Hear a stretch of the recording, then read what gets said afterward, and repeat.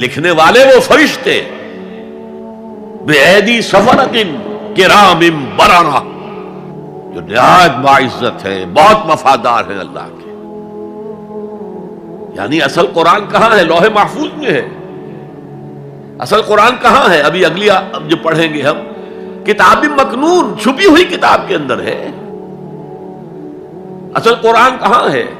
وَإِنَّهَا لَفِي أُمِّ الْكِتَابِ لَدَيْنَا لَعَلِيٌّ عَظِيمٌ. یہ تو اس ام الکتاب میں جو ہمارے پاس ہے بہت بلند ہے اور بہت عظمت والا ہے. ہم نے انسان کو محنت اور مشقت ہی میں پیدا کیا. محنت، مشقت، تکلیف یہ ہر انسان کا مقدر ہے، کرنی ہی ہے. فرق صرف یہ ہوتا ہے کہ کسی کی مشقت اور محنت جسمانی زیادہ ہے، اینٹیں ڈھو رہا ہے غریب، کسی چلا رہا ہے. کسی کی محنت مشقت ذہنی زیادہ ہوتی ہے.